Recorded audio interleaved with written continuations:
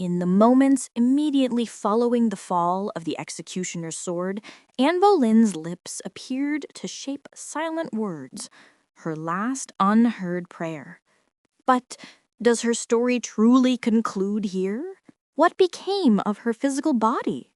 Where was England's most controversial queen ultimately laid to rest? Let us delve into the truth together.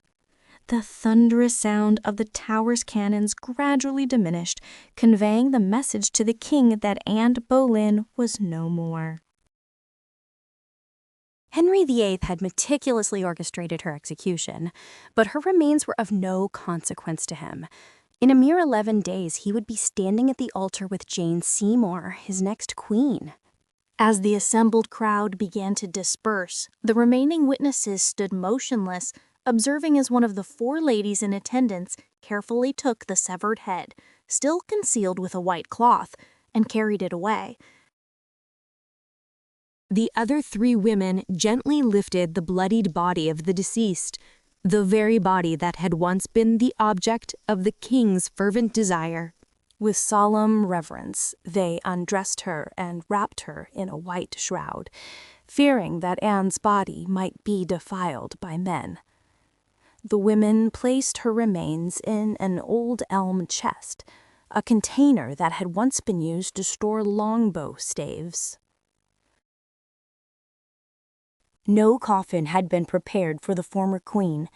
Later that same afternoon, in the presence of her grief-stricken ladies, Anne's body found its final resting place in the chapel of St. Peter ad Vincula, the same location where, just 2 days prior, her brother, George Boleyn, had been laid to rest after being accused of committing adultery with his own sister.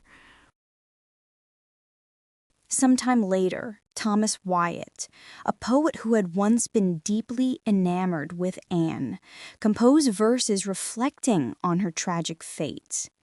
The verses read, "So freely wooed, so dearly bought, so soon a queen, so soon low brought, hath not been seen, could not be thought. Oh, what is fortune?" After 300 years of obscurity, in 1860, during the restoration of the chapel, the presumed remains of Anne Boleyn and other notable figures were discovered and subsequently reinterred. Due to the absence of modern technology, precise identification was challenging. However, Dr. Frederick Mott, a professor of medicine, carefully examined the remains and reported that certain bones matched descriptions of Anne during her lifetime. He noted that the skeletal structure and certain other markers seemed to correlate with the known physical attributes of the late queen. Dr. Mobat's expertise and assessment provided a valuable insight into the identity of the remains discovered within the chapel.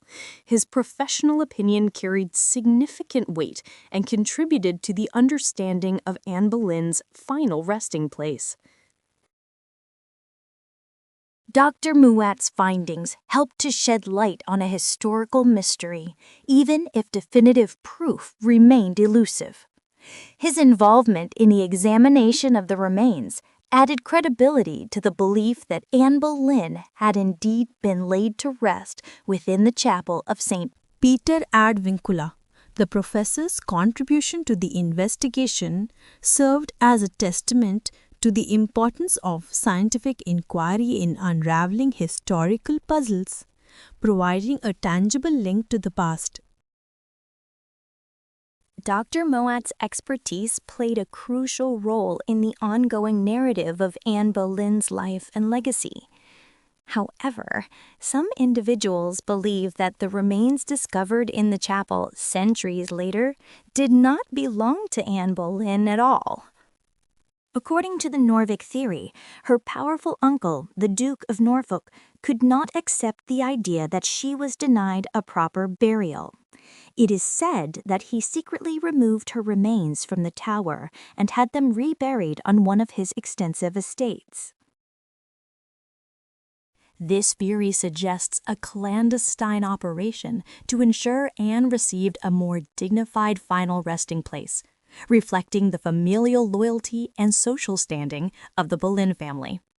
This alternative account presents a compelling narrative, challenging the conventional understanding of Anne's burial site and introducing an element of mystery and intrigue. The Norvig theory emphasizes the emotional and political dynamics at play during that era, highlighting the length to which individuals might go to honor their loved ones and preserve their legacy. Despite its appeal, this theory remains unproven and adds to the ongoing debate surrounding the true location of Anne Boleyn's remains. The Norvig theory underscores the internal fascination with Anne Boleyn and her story, sparking further investigation and speculation about her ultimate fate. However, no concrete evidence has ever been found to confirm this theory, and Anne's true resting place remains a mystery. The lack of definitive proof leaves the question of her final burial unresolved, fueling ongoing speculation and historical inquiry. The ambiguity surrounding her remains adds to the mystique and intrigue that surrounds the figure of Anne Boleyn, prompting continued searches for tangible evidence. The uncertainty regarding her true resting place underscores the challenges of piecing together historical narratives from incomplete or conflicting sources, highlighting the need for careful analysis and critical interpretation of available information.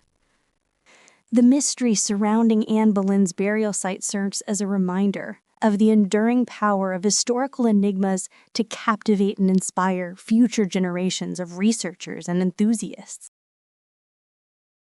The absence of conclusive evidence further underscores the complexities inherent in reconstructing the past and the importance of acknowledging the limitations of historical knowledge.